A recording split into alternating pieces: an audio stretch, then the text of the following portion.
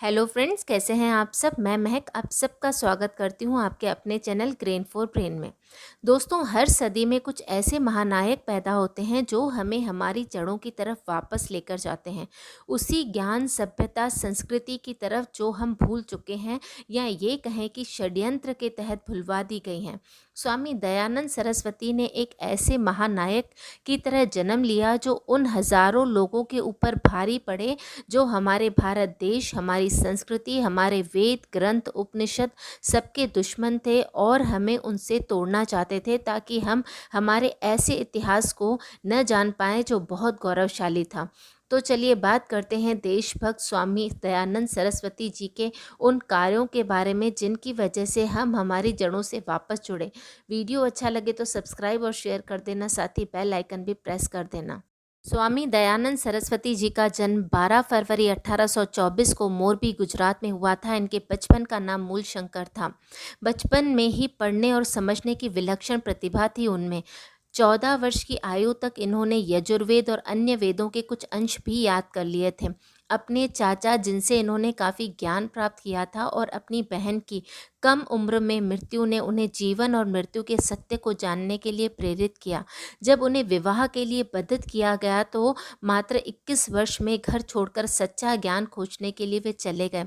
1846 से 1860 तक सच्चे ज्ञान की तलाश में भटकते भटकते अलग अलग ब्राह्मणों, पंडितों, योग गुरुओं से मिलते रहे और 1847 में नर्मदा नदी के किनारे इनकी मुलाकात प्रसिद्ध संत पूर्णानंद सरस्वती से हुई, जिन्होंने मूल शंकर को संन्यास की दीक्षा देकर उनका नाम दयानंद सरस्वती रखा।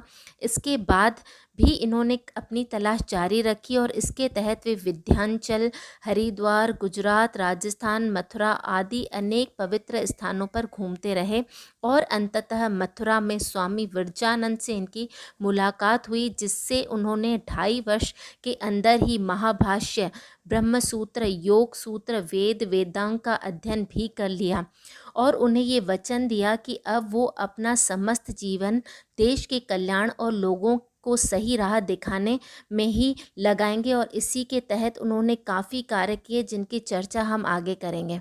दयानंद सरस्वती जी ने आर्य समाज की स्थापना की और आर्य समाज सनातन वैदिक धर्म के मूल रूप को स्वीकारता है, अर्थात हमारे वेद ही आर्य समाज की नींव है और वेद में कहीं भी मूर्ति पूजा का जिक्र नहीं है। रामायण का ज्ञान हो या महाभारत का, इन बड़े बड़े ग्रंथों में भी कहीं पर भी मूर्ति पूजा का जिक्र नहीं है। दयानंद सरस्वती जी के अनुसार उस सर्वशक्तिमान ईश्वर की मूर्ति बनाई ही नहीं जा सकती, वो तो कण कण में विद्यमान है। जो भी मूर्तियाँ हैं वो राम, कृष्ण और ऐसे महापुरुषों की हैं जो ईश्वरीय गुणों से युक्त थे, इसीलिए उन्हें भगवान का दर्जा दिया गया। मूर्ति पूजा को एक सीढ़ी की तरह श्रद्धा उत्पन्न करने के लिए करना गलत नहीं है। जैसे एक बच्चा वर्णमाला सीख जाता है, फिर अगली कक्षा में पहुंचता है तो वो वर्णमाला छोड़ देता है। यदि हमें अध्यात्म के उच्चतम स्तर पर पहुंचना है तो हमें मूर्ति पूजा छोड़नी ही पड़ेगी। आर्य समाज की स्थापना स्वामी दयानंद सरस्वती जी ने 1875 में की थी। इसका मुख्य उद्देश्य ये था कि हिंदू धर्म में जो बहुत सालों से मिलावट होती गई और अंधविश्वासों और कुरीतियों ने जो उसमें जो अपना घर कर लिया था, उसका अंत करना था। तो आर्य समाज और हिंदू मूल धर्म एक ही है। उन्होंने वेद को ही सच्चे ज्ञान का स्रोत बताया, असत्य छोड़ सत्य की राह को अपनाना सिखाया। उन्होंने कहा ईश्वर एक ही है, वह निराकार है। इसके अलावा भी काफ़ी सिद्धांतों पर आर्य समाज खड़ा है। उस वक्त जब देश अंग्रेजों के अधीन था, सारे देश में हाहाकार था। स्वामी दयानंद सरस्वती जी ने लोगों के मन में देशभक्ति का भाव भरा। स्वामी दयानंद सरस्वती द्वारा लिखी गई पुस्तक सत्यार्थ प्रकाश ने न जाने कितने देशभक्त पैदा किए, जिसमें राम प्रसाद बिस्मिल, अशफाक उल्लाह खां, स्वामी श्रद्धानंद, लाला लाजपत राय, परमानंद, वीर सावरकर शामिल थे। गांधी जी ने नमक सत्याग्रह किया था, पर पता है जब गांधी जी महज 6 साल के थे तभी दयानंद सरस्वती जी ने 1857 में नमक के कर को सही नहीं बताया था। उन्होंने अपने सत्यार्थ प्रकाश में बताया है कि नमक के बिना दरिद्र का निर्वाह नहीं, किंतु नमक सबको आवश्यक है। नमक का कर दंड तुल्य है। स्वदेशी आंदोलन के मूल सूत्रधार भी दयानंद सरस्वती जी ही थे, जिन्होंने लिखा है कि जब परदेसी हमारे देश में व्यापार करेंगे तो दरिद्रता और दुख के बिना दूसरा कुछ भी नहीं हो सकता। 1879 1969 में आर्य समाज लाहौर के सदस्यों ने बहिष्कार का सामूहिक संकल्प लिया था। स्वराज्य का नारा स्वामी दयानंद सरस्वती जी ने ही दिया था, जिसको बाल गंगाधर तिलक जी ने आगे बढ़ाया। सुभाष चंद्र बोस ने उन्हें आधुनिक भारत का निर्माता कहा और भी बहुत सारे देश हित के कार्य और लोगों के मन में देशभक्ति की भावना इन्होंने जगाई।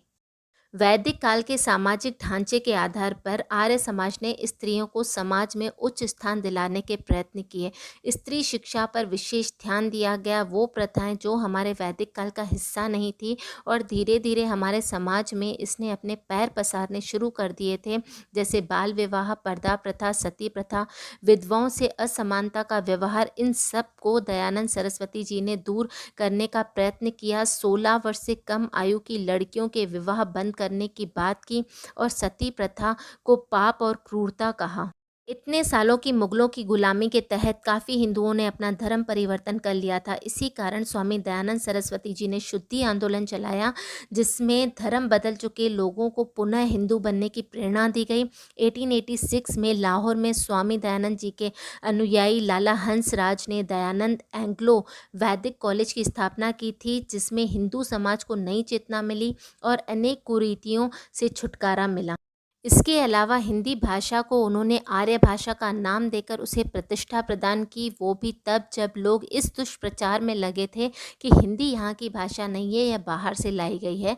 और उनके इस कार्य को महात्मा गांधी, मदन मोहन मालवीय और भी कई लोगों ने आगे बढ़ाया। जन्म के नाम पर जाति व्यवस्था के वो सख्त खिलाफ थे। वो कर्म के आधार पर जाति व्यवस्था पर जोर देते थे। उनके कामों को इतने छोटे लफ्ज़ों में बयां करना बहुत मुश्किल है। उन्होंने जो किया वो हर इंसान के बस की बात नहीं होती। ऐसे सद्गुरु स्वामी दयानंद जी महाराज को हमारा शत शत नमन। वीडियो अच्छा लगे तो सब्सक्राइब और शेयर कर दीजिए।